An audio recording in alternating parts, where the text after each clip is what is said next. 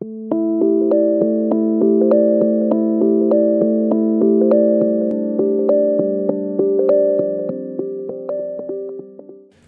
right, thank you very much for coming, everyone. So almost another full house for a Compass event. So my name's Dr. Ben Neville and I'm the Program Director of Compass, so the Australian Impact Entrepreneurship Program.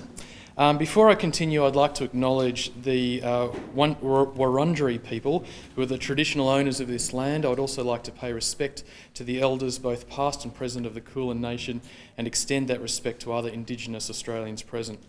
So it's my pleasure to welcome you to the first masterclass event of 2016. So Compass exists to both to inspire and raise awareness about creating social and environmental impact through entrepreneurship. It's now my pleasure to introduce our speaker for the evening. Mark Daniels is the Head of Market and Sector Development at Social Traders. So for those of you who don't know, Social Traders is a specialist social enterprise development organisation acting in many ways as the peak body of the sector in Victoria and Australia. They support the development of sustainable social enterprises in a lot of different ways, including running their accelerator program, The Crunch, which I mentioned just before. Mark's the perfect person to present our first masterclass. When I first began preparing for the subject I teach on social entrepreneurship about 6 or 7 years ago, I was told by James Murphy, who owns Kerry Kerry, which used to be House of Cards. He told me to go along to Social Traders and do Mark's Social Entrepreneurship 101 class. And so that was incredibly informative and engaging, and since then Mark's been sort of top of our list for delivering a masterclass. Mark has wide-ranging experience in social enterprise across program, advocacy, policy and project development. Prior to joining Social Traders in 2008, he was Social Enterprise Manager for the Brotherhood of St Lawrence, managing a number of social enterprises aimed at assisting people into mainstream employment, as well as providing expertise to other agencies looking to establish social enterprises. Now, as the Head of Market and Sector Development, Mark plays a key role in developing new markets for social enterprises through encouraging large corporations and government to engage in social procurement. Hopefully, the University of Melbourne, with the Sustainability Charter just passed, I think that will be a great leg up for that. He also works with social enterprises to build capacity in winning contracts and finding customers, including through the online Finder platform that Social Traders operate. So please all welcome Mark to speak to us tonight on a new breed of business, the Australian social enterprise. My name's Mark Daniels. I work for Social Traders. We're just organising something, but I am going to get started anyway. It's a pleasure to be here. It's really exciting to see what Ben has sort of persistently pursued and created here. And I'm going to spend probably about half an hour talking to you about the evolution of social enterprise in Australia. And then I'm really going to throw it open to you to pin me down with some questions, things that are interesting to you or that you care about that you want to raise with me. I guess the first thing is my organisation. Ben's mentioned it, I'll mention it again. Social Traders is a purpose-built social enterprise development organisation. We were the first, and we cover a really broad span of activities. We're about 14 people, just to give you a size of scale. We're based in Melbourne on Exhibition Street. And we've got 3 key objectives, and those key objectives are to grow the viability, value of social enterprise. So we try and make social enterprises more investable. And we do that by working one-on-one with your team if you're seeking to develop a social enterprise, and we incubate your idea basically. So we work with you, you do all the work, but we provide the frameworks and the structure around the work which you do. And our goal in that is really to make your social enterprise as investable as possible. The second priority here is growing the visibility, voice and value of social enterprise. So what we're trying to do is, Ben alluded to being a peak. There is no real peak for social enterprise in Australia, but I guess we're as good as it gets in some ways. We're a service organisation. We actually deliver a whole range of services. But what social enterprise really needs is to be front and centre, getting media attention on a regular basis, getting data and research out into the public domain so people can understand it, running events that recognise it and building the community that is the social enterprise community in Australia. And then the third one here is around opening new government and corporate markets. And this is really a key area for me. In fact, the first and third are my responsibility in the organisation. And new government and corporate markets for us, there are two ways that you can scale a social enterprise. Well, there are many ways you can scale it, but two in particular. One is that you invest and grow it and make it a scalable business from the outset, and that the amount of capital you can drive into that business allows it to scale to the size that it needs to be. Another element of this is, I guess, to look at the demand side and use demand to drive the growth of social enterprises. So we're really focused on unlocking big wads of contract, and the biggest contracts sit with governments and corporate businesses in Australia. And they traditionally are structurally not aligned to buying from a social enterprise. They buy from big companies. That's who their clients are. And what we've been working on for the last 4 or 5 years is working with those institutions and organisations to get them to think differently about how they buy, to start to see that value can be a lot more than just getting the cheapest price that you can get something delivered for. You can actually create a whole lot of added value by delivering social value on top of the goods and services that you're purchasing as well. So there are 3 platforms for us. I don't think this video is going to work, but it may. Let me try. The world is a great place, but unfortunately, too many people are caught in a cycle of disadvantage. And that hurts us all. But people everywhere do want to help. Every year, more and more people are choosing to start businesses where the aim is to achieve social good, rather than simply maximising personal profit. These are social enterprises, and whether their key motivation is to create employment for the disadvantaged, provide access to essential products and services, or to redistribute profits to fund a social cause, we're out to help and support them. Social Traders is Australia's leading social enterprise development organisation. We work with social enterprises to break the cycle of disadvantage in Australia and to build resilience in Australian communities. We do this by supporting social enterprises to start up, grow and thrive and reach their full potential. We are the only organisation to offer a full suite of services to social enterprises in Australia. Business support, access to capital and development of market opportunities, plus we represent social enterprises through industry activities such as the Social Enterprise Awards and the Social Enterprise Masters Conference. We think social enterprises are the most effective way to harness the marketplace to tackle disadvantage in Australia. And that is why we exist. That's our slick commercial stuff. I kind of like it, but I feel like it should be a bit jazzier. It's not as funky and edgy as social enterprise should be. Having said that, let me kick on. Why do I believe in social enterprise? Well, my background is in public housing. So I used to work on a public housing estate. That's it. If you ever go to Fitzroy, and I'm sure a lot of people at Melbourne Uni would, corner of Gertrude and Brunswick Street, 4 high-rise towers. Atherton Gardens Public Housing Estate was where I worked for 8 years. And this high-rise estate is, when I started working there in 2000, was without doubt the worst public housing estate in Victoria. In fact, they talked about the Beirut end of Brunswick Street, which was basically where this was. I didn't see any bullets in the building, but I'm sure there was if you look closely enough. And what we had was a heroin epidemic in this estate. We were collecting 2,000 syringes a month on this estate, let alone what was walking off this estate. We had 25% annual turnover, so every 4 years the whole community left and was replaced. We had 95% joblessness, and we had 125 vacant properties, and there was a waiting list of 40,000 people to get into public housing at the time. So people would rather be homeless than living in this place. That was basically the message. And we did a whole range of interventions at the time. We increased security. We put a security guard 24/7 in the base of every tower. We had swipe card entry. We did a lot of target hardening. We did community development work. We upgraded the assets. So most of the flats on that 800 flats on that estate, nearly all of them have been upgraded since 2000.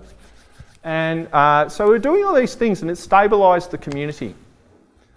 So it went from an absolute basket case to a community that was dysfunctional, but we weren't having shootings very often, we weren't having stabbings very often, we weren't having homicides very often on the estate.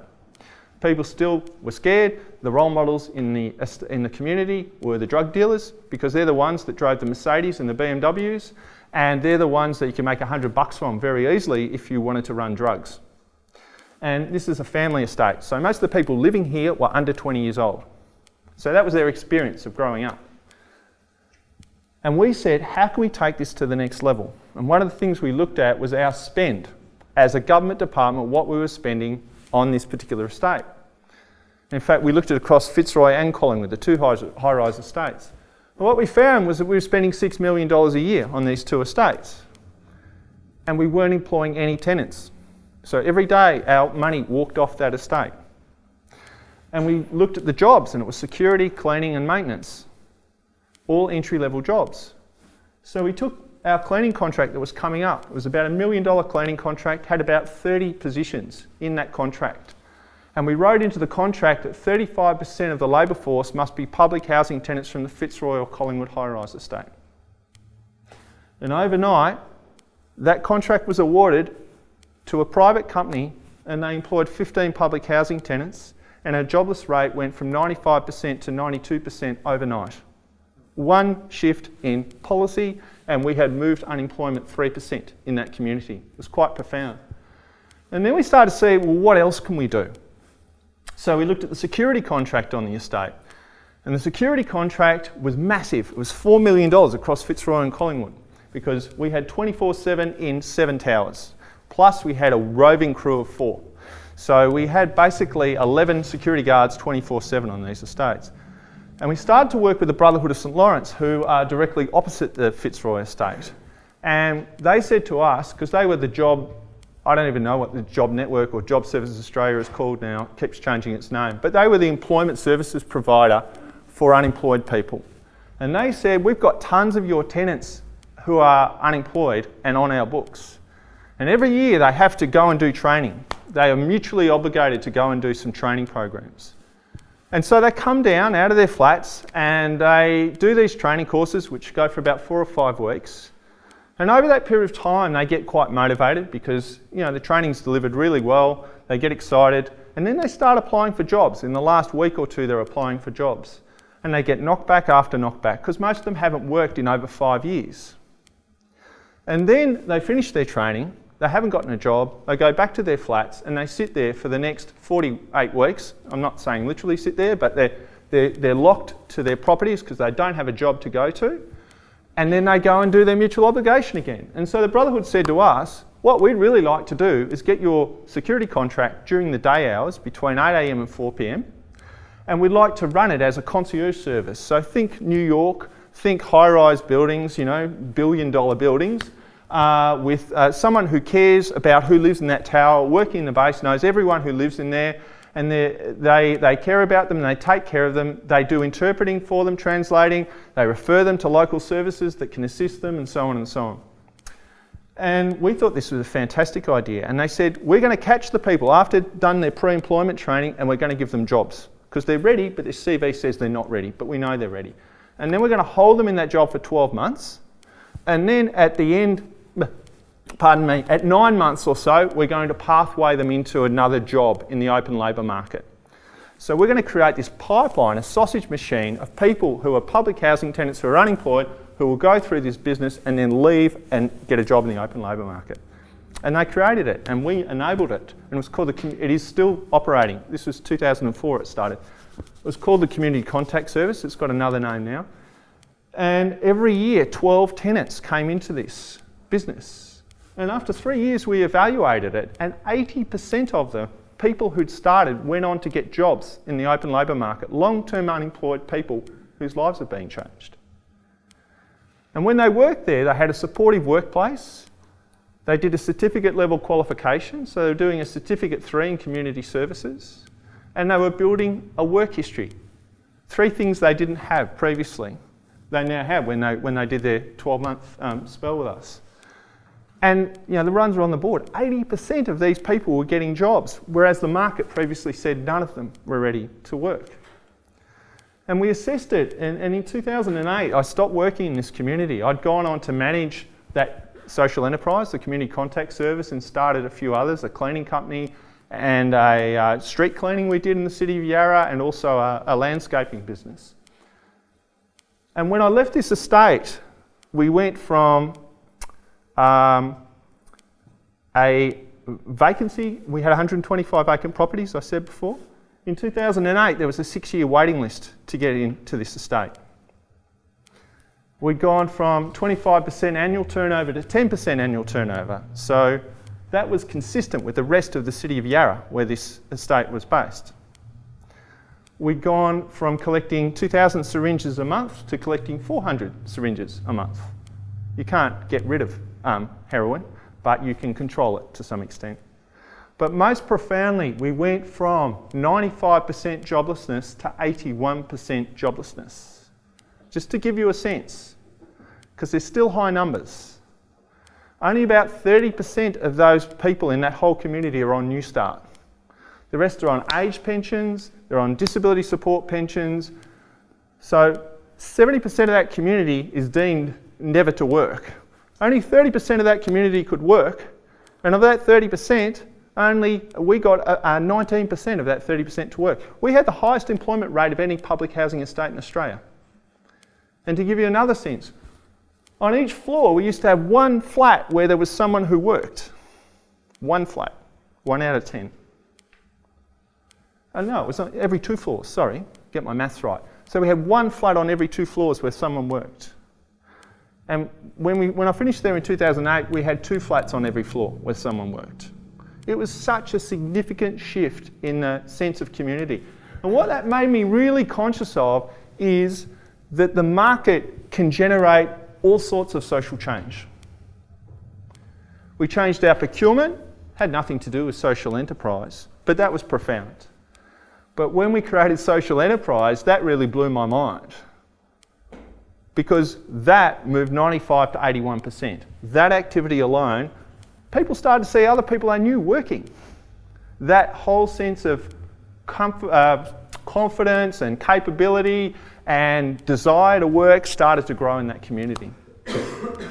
And so that really led me on a path where I said, I'm really, really fascinated by social enterprise, and I'm really fascinated by the role of the market in addressing social issues, because it's profound. And we're only scraping the surface of the market at this stage. There's $500 billion spent in procurement every year. That's how big the market is for social impact that we're not yet touching. Okay? So I just wanted to give you a context of where I come from. And so when I'm telling you statistics, you don't just go, who is this academic type person who's telling me statistics?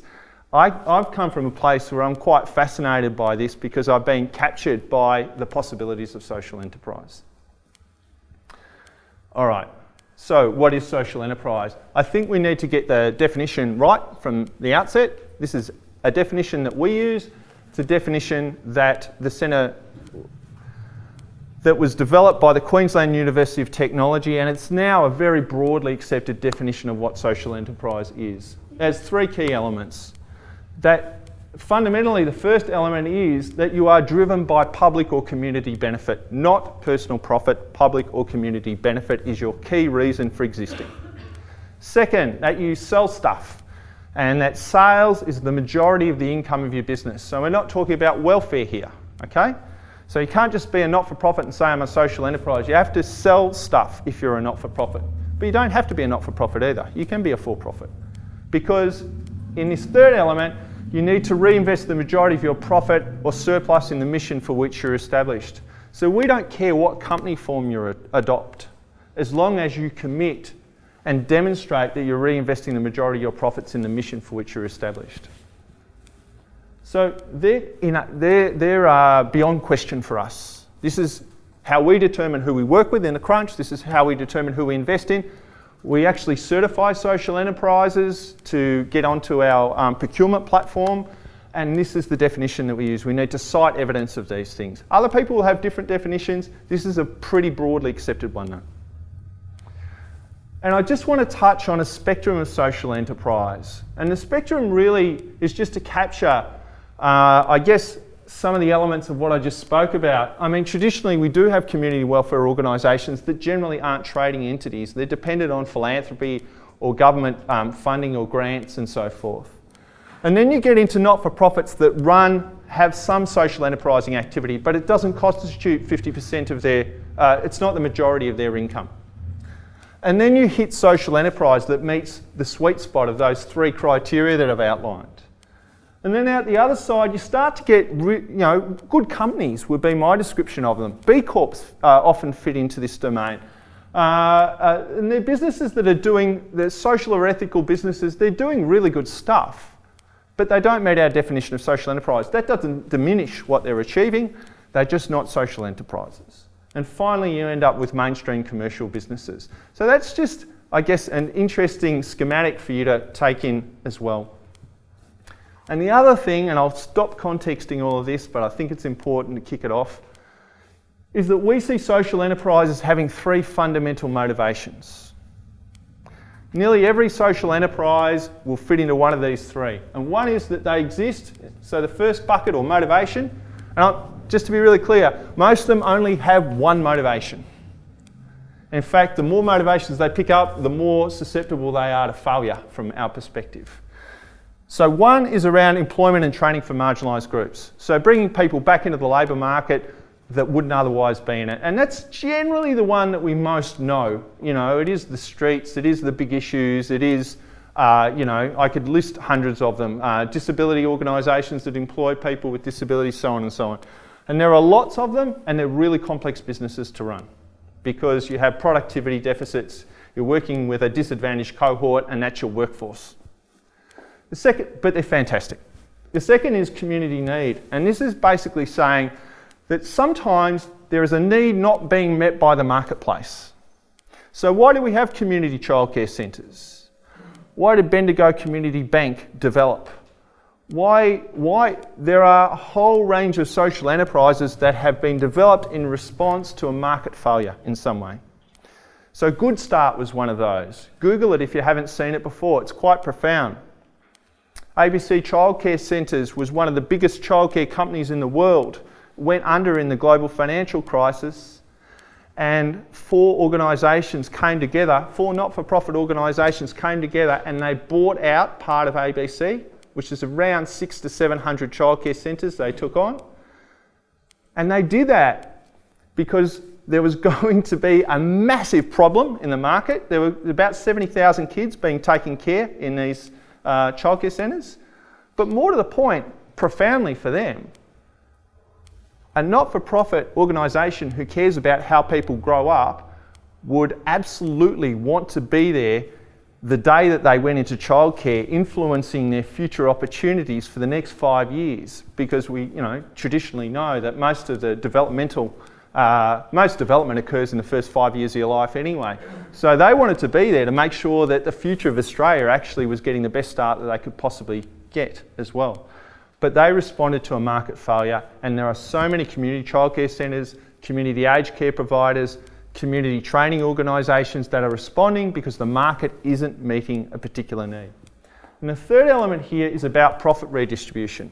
And some of the sexiest, most well-known social enterprises fit into this definition. Who gives a crap? Thank you. Are really good examples of social enterprises that exist to make money so that they can invest it into development programs in other countries. One of the most obvious ones that we're all exposed to are op shops. There's over 10,000 op shops in Australia, just to give you a sense. And op shops are in this bucket, and they exist to make money so they can invest them back into community programs. So just to give you a schematic, again, this is generally what a social enterprise motivation is. Okay, So I'm going to move on to a bit of data on social enterprise, and then I'm going to give you some thoughts, reflections over the journey of what seems to be happening in social enterprise in Australia. We did some research with Queensland University of Technology called Finding Australia's Social Enterprise Sector in 2010.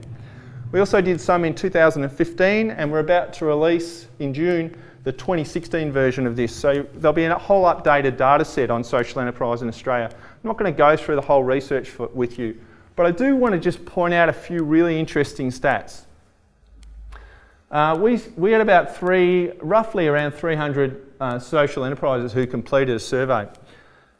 And what was really interesting for me in particular was the breakdown of small, medium and large businesses. So this is Australian Bureau of Statistics definition. A large business has over 200 employees, and there are a whole other set of criteria that runs into this, but just to give you the ballpark, medium's over 20, small's under 20 basically. And what we found was that most social enterprises are small. There was a smaller number of medium and there was a small number of large. When you put private businesses against social enterprises, you almost have an exact copy of that chart. So you pretty much had the same number of small, medium and large as a percentage. So what that was saying to us, which was really profound, is that social enterprise really aren't that different to normal businesses. That they actually don't have barriers to growth that prevent them from growing. They can become large organisations, just like private companies can become large organisations. So they're not that different fundamentally. And then what we found was, we said, what industry do you work in? And the industries that were really dominant are not areas that you traditionally think of social enterprises being in. But most arts organisations are actually social enterprises. And most education and training organisations are social enterprises. And then we had other domains that were really interesting, like I know retail's in here as well, and that's the op shop. So just to give you a snapshot, there was some really interesting data coming out though about where the dominant industries were as well. And they weren't necessarily where you thought they were, but beautifully they do operate in every industry. So we could find, out of a sample of 300, evidence of social enterprises that operate in every industry, including mining. And that was such a pleasure for us to find out. We had our survey open for 3 months, and on the last day, an Aboriginal mining social enterprise filled in the data set. So we had the complete deck of cards, and we were ecstatic about that. So they can operate in any industry. And I guess just a summation of some other data that was captured in FASES. Lots of the social enterprises are not young. More than 73% of respondents have been trading for at least 5 years and 62% for more than 10.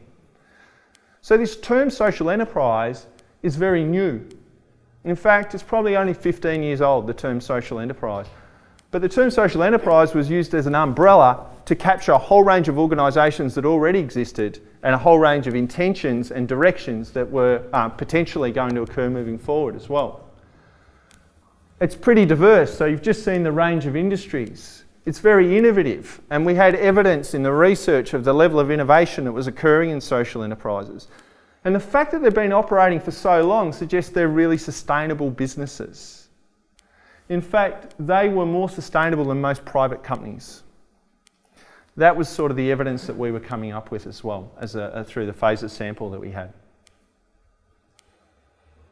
Now I just want to run some stuff by you that you may not know. So 37% of all income in the not-for-profit sector is earned.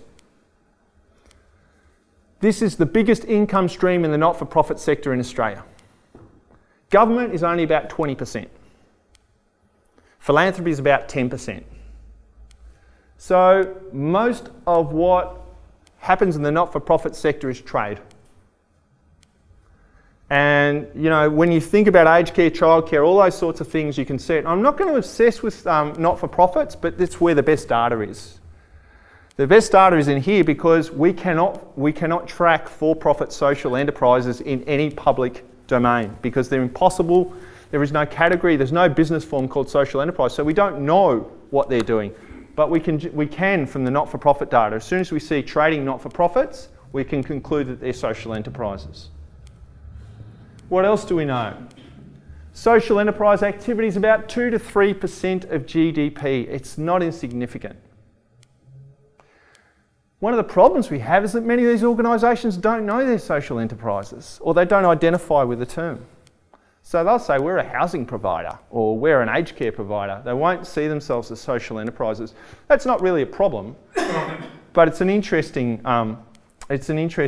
sort of data collection issue that we face. We think there's about 20,000 social enterprises. This was based on the 210 data. 20,000 operating in Australia, and there was some research done indicating that the researchers felt it had grown by 37% over 5 years from about 2009 to 2014. They employ over 300,000 Australians, and I guess this point is really important to communicate too. There is no government strategy for social enterprise in Australia, so it operates within a policy vacuum. There are policies within particular domains, like, you know, I don't want to keep using aged care and childcare, but I will for the sake of consistency. But it's not like anyone has ever said, let's create a social enterprise strategy. What do they need? How do we enable it? So we don't have a supportive government framework or policy in Australia for this to occur. And what we're about to see is something transformational in this space. And that's the National Disability Insurance Scheme. And if you don't know about it and you're interested in this space, have a look. Because $22 billion a year of marketplace is about to open up to anyone who chooses to go into that market moving forward. And so what's basically happening in NDIS is that organisations that traditionally got money from government to deliver disability services are now not going to get money from government. The money will go to the consumer, and the consumer will choose who they buy from.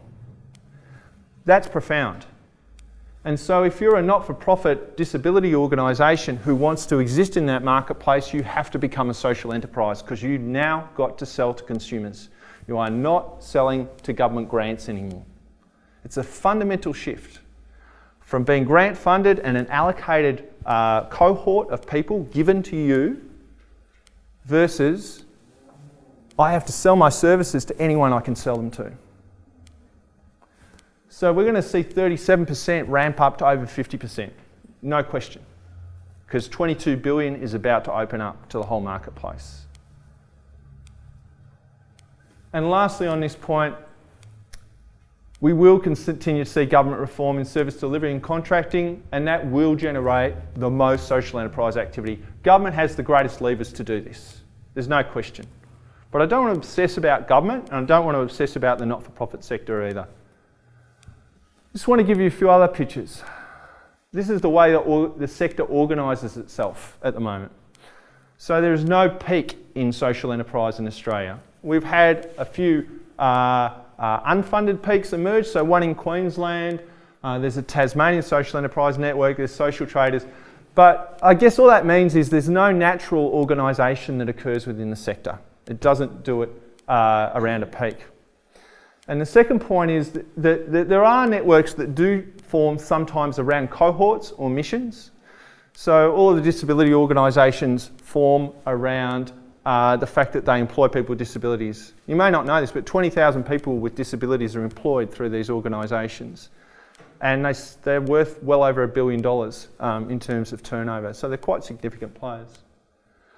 But what happens most commonly is that social enterprise networks form along industry lines. So things like Surf Lifesaving Australia, you'd be really surprised to know this, but surf lifesaving clubs, particularly in the northern states, are some of the biggest social enterprises in Australia.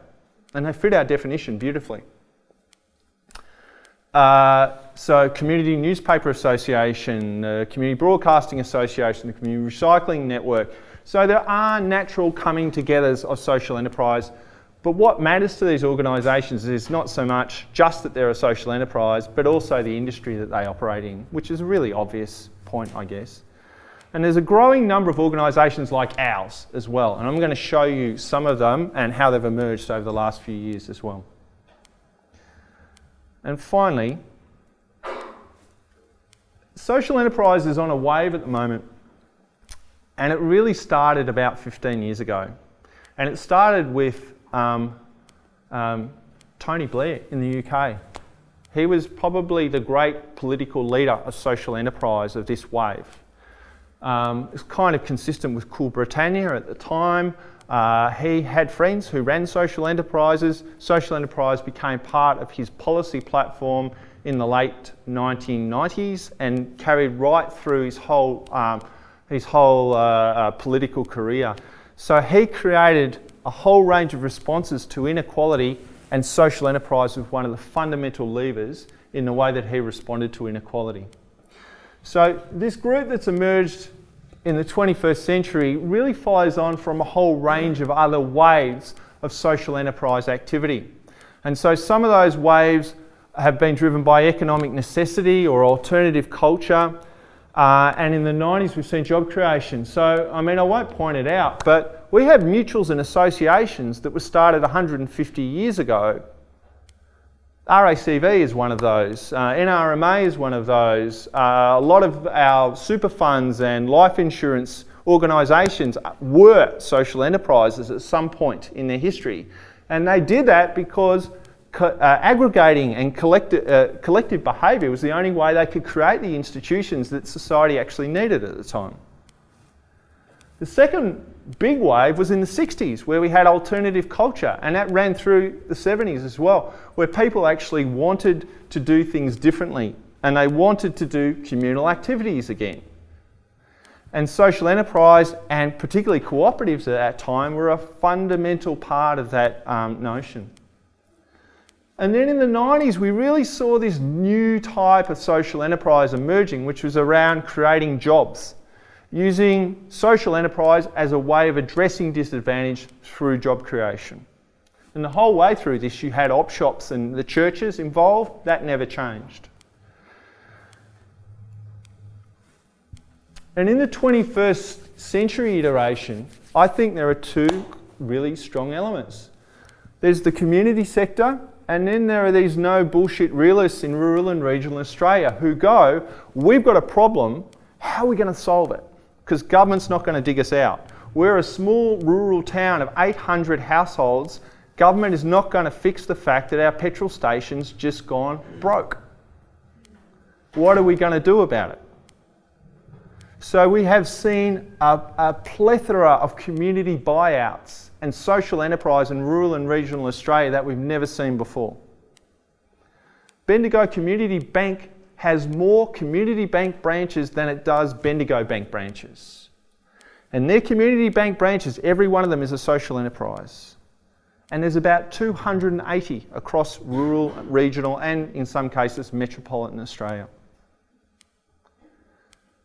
But my favourite is the Yakandanda Community Development Company, where the petrol station went broke, the community developed a vision for it, they ran a community share float, they raised $400,000, they rebuilt the petrol station, and it went from losing $500 a week to making $500 a week. And half the town owned the petrol station. So it went from doing 10,000 litres a week to doing 35,000 litres a week. And when you've got a stake in it, the likelihood of it succeeding or you buying from it is much greater. So sometimes it works when it's a social enterprise, where it doesn't work if it's a private business. That collectivism is central.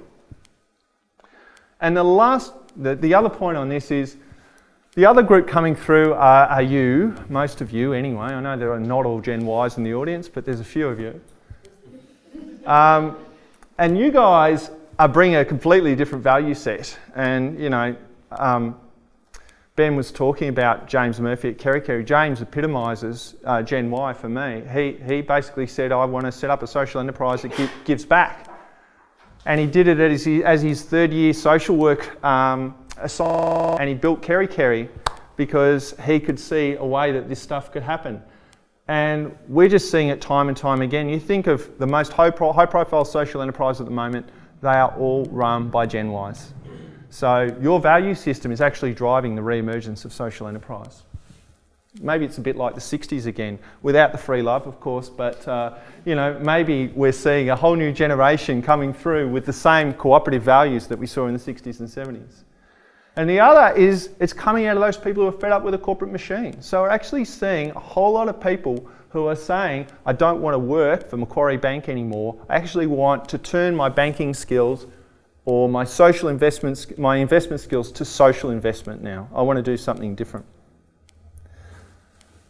So past waves have ended abruptly, but what we're seeing in this wave is, I keep saying we're about halfway up the wave. I said that 8 years ago, and I still don't feel like we're any closer to the top of the wave. So there's a lot of upside. I don't see this going away at any stage. And of course, the other factor in all this that was critical was the financial crisis in 2008. So that really got people thinking very differently about their values and what they wanted to see moving forward. And they didn't want to see more of the same. They didn't want to see the economy, the whole economic system being driven by bankers fundamentally. It's not that social enterprises stop that, it's providing an alternative view. It's suggesting or imagining an alternative economy moving forwards.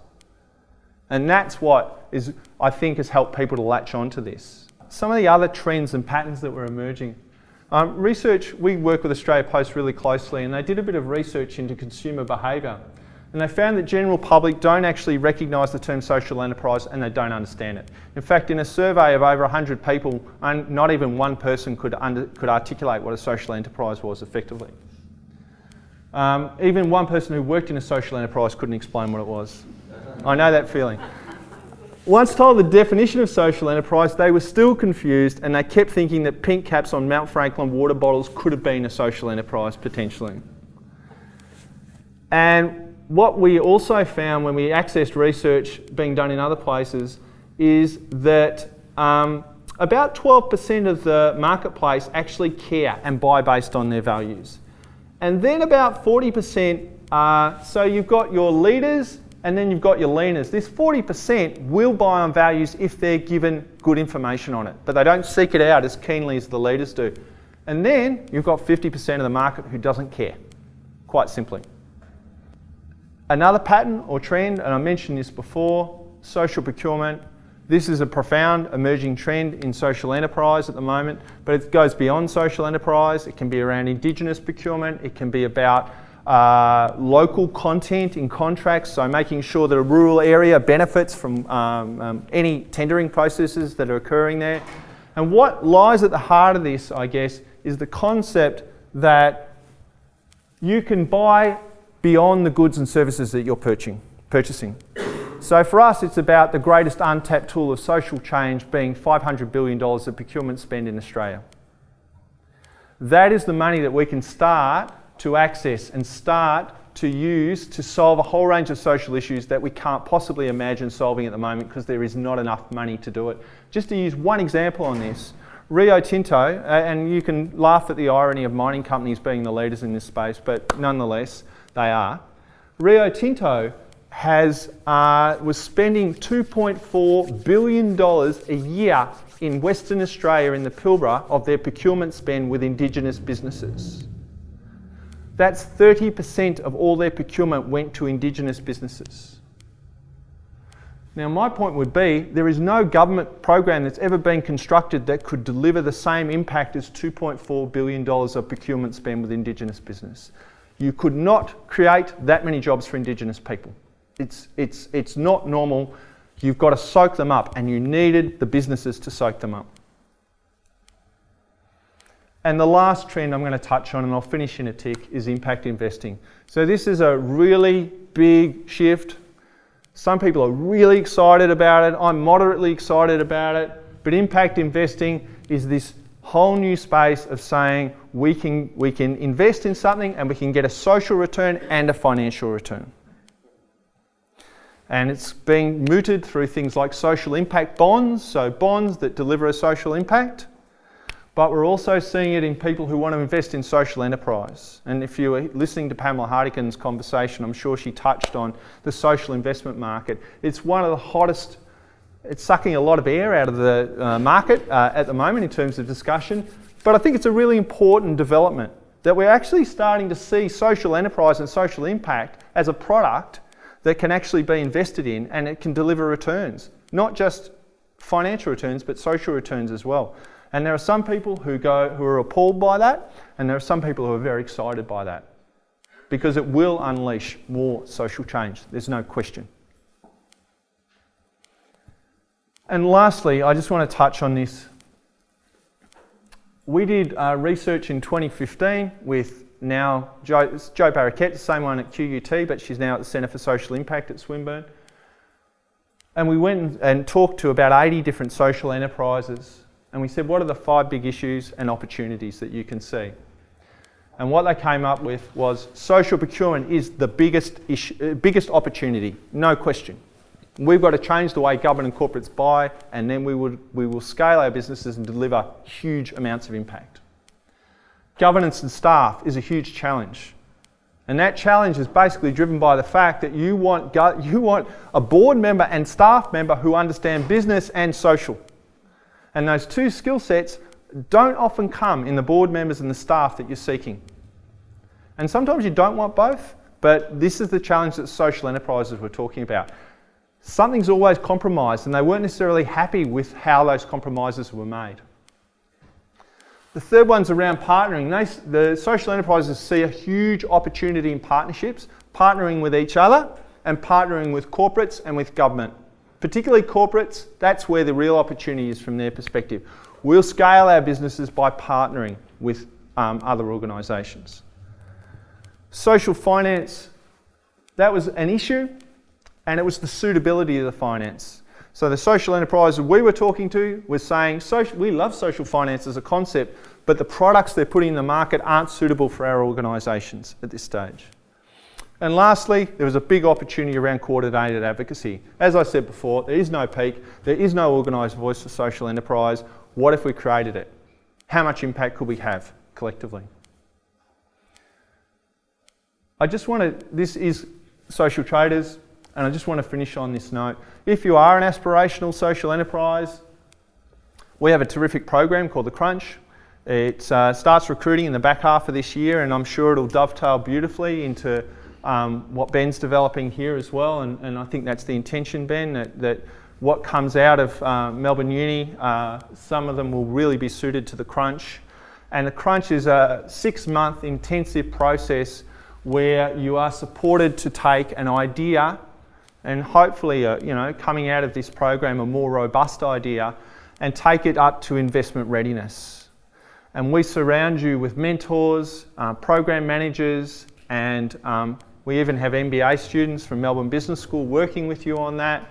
And so you're really heavily resourced and supported, but you have to make the time to actually develop the business plan and then eventually pitch to us for investment, and we bring other investors into the room as well who invest in social enterprises.